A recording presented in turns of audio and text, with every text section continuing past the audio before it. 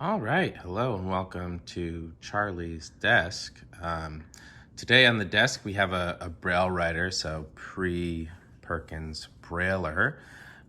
This one is from the 30s and was made until 1945. It is called the Foundation Writer because it was made by the American Foundation for the Blind in their experimental workshop.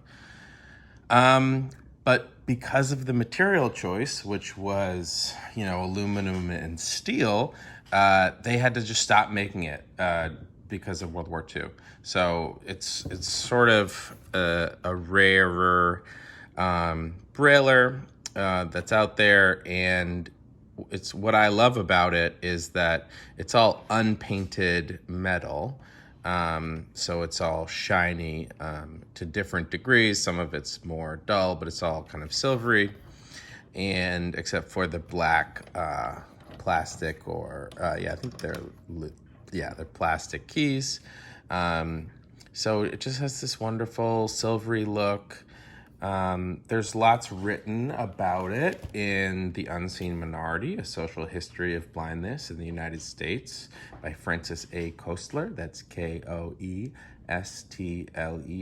And that's a book that's available in Bard to listen to, and I've learned so much from that.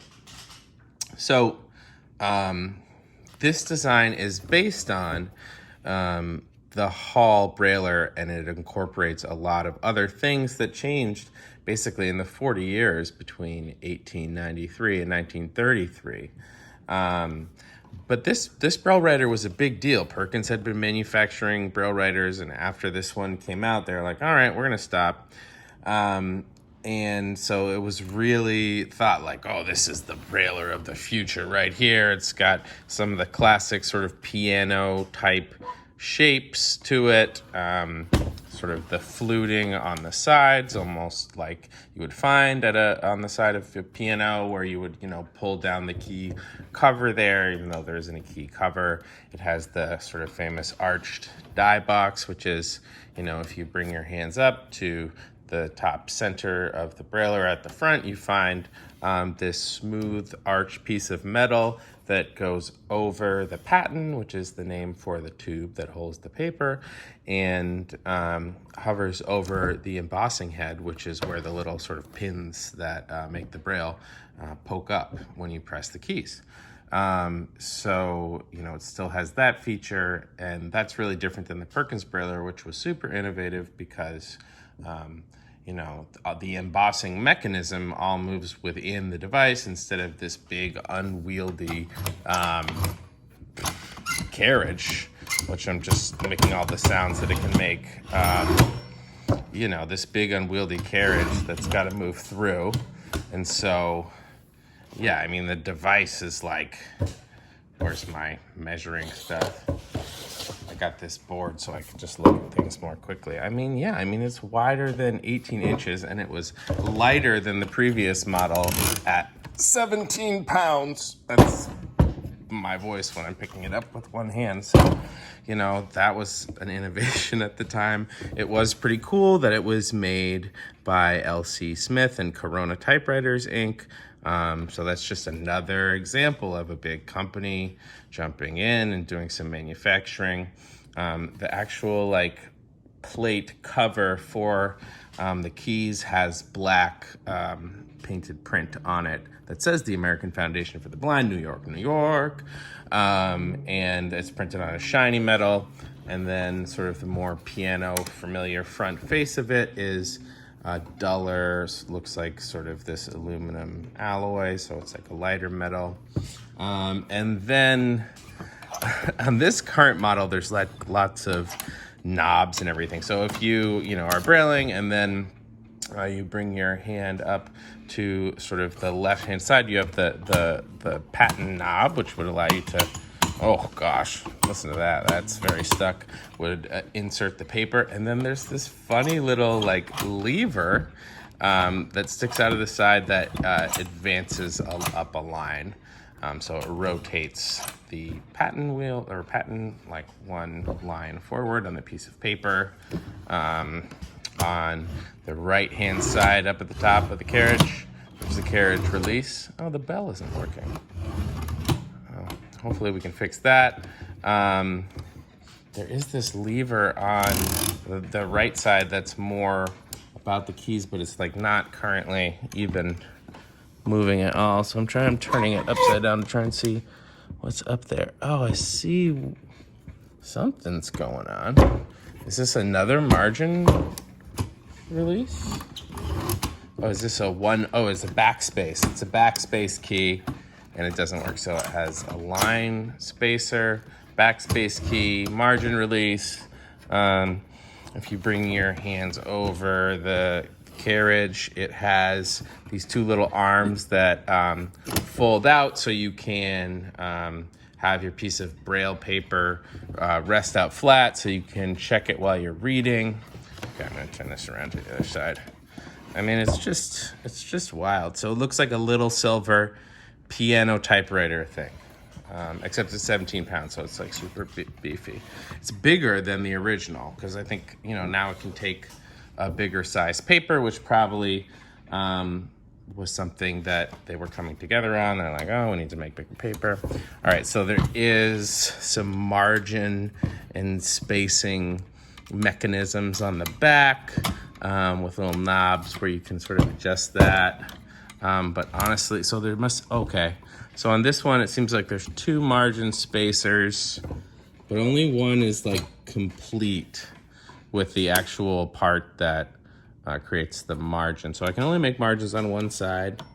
The bell mechanism is not working. And everything that's not like shiny, like is rusty. So there's some like alloy involved in this that just got really rusty, even though like the sort of body of it remains pretty nice and intact. On the back, it said licensed by the Underwood Elliott Fisher Company. Wow, how many typewriter companies were involved in this? And then it says serial number 73378.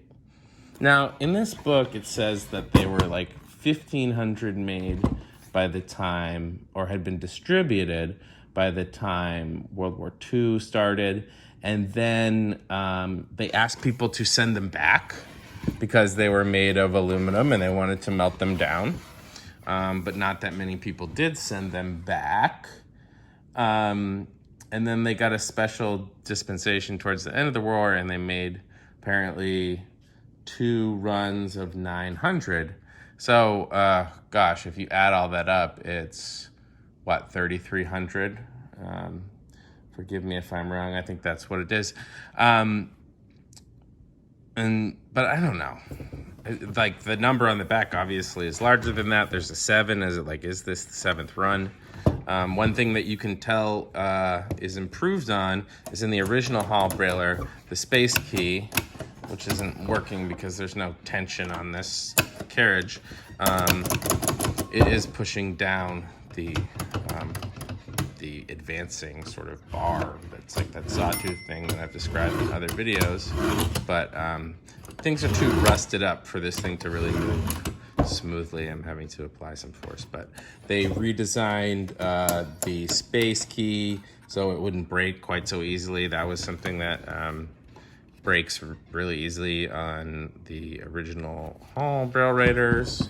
And then just if you flip it over, which is very heavy, it looks more like this picked Brailler, which is a European Brailler where the levers extending from the keys radiate inwards towards the embossing head, so all the levers are there just to mechanically operate each of the little sort of pistons that drive up and create the Braille dots.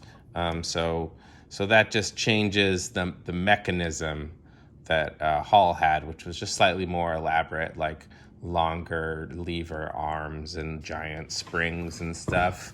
On the back, this has a more traditional like typewriter tension, which is like a wheel round around with this sort of cloth rope, and there's a spring in there. and looks like there's some ball bearings, but everything is kind of just frozen up on this thing. But it's really cool. I call it the little sort of Silver Surfer of Braillers. A lot of research went into making it perfect, and then as soon as they got it, it was basically taken away. And after the war, they had some money, I think, from the Carnegie Foundation, and then the Perkins Brailler was demonstrated to them, and the American Foundation for the Blind was like, oh, all right, you should just give them the money. They made something better. So that's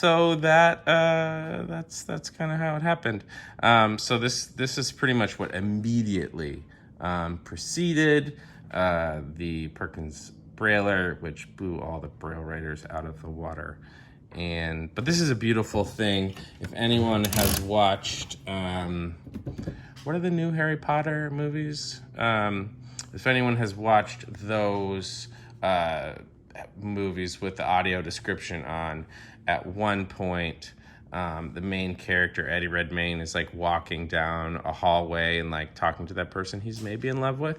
And there's this fantastical like vacuum cleaner that gets described with all these weird like sort of knobs and billows and like weird mechanical arms holding dusters that are dusting the wall. That's like the vibe of this Brailler. Like it is like, you know how the Perkins Brailler is just like pretty much smooth all over. This thing, if you dropped it on like your foot, you would need surgery. I mean, it is deadly. And there's all kinds of weird little knobs and levers and metal bars and sawtooth-like things sticking out of it. So I guess it's like, what's that saying? Like designing a horse by committee gets you like a camel or something like that. Like maybe there were just too many cooks in the kitchen. That's a lot better one. Yeah, too many cooks in the kitchen for this one. And but it's really beautiful. I mean, this one has, it seems like it has most of its parts, right? There's that one little piece in the back. Oh, and then underneath, well, there's a handwritten number on it. That's different from the serial number. That looks like 15509. So that is written in, I don't know, maybe pencil. So, gosh, who knows? What a mystery. But yeah, no, this is really cool. I was really excited when I saw this. This is definitely something that I wanted. Oh, just discovering another lever for putting pressure down on the paper once you've rolled it into place. So now that I've kind of made this video about it, I can dig in and see if I can just maybe clean up some of the rust and dust and stuff and kind of get it going again. I'm sure, I think the dots are coming up and it would make dots, but the paper, I mean, the whole carriage wouldn't advance. So yeah, there is this 17-pound cute monster of a Brailler. I hope you learned something from the video, and thank you for tuning in. Hope you have a great day, and talk to you later. Bye. Or whenever you watch this video, you know, doesn't matter if it's day or night or whatever. Hope you're doing okay. Thanks for being a viewer. All right, take care. Bye.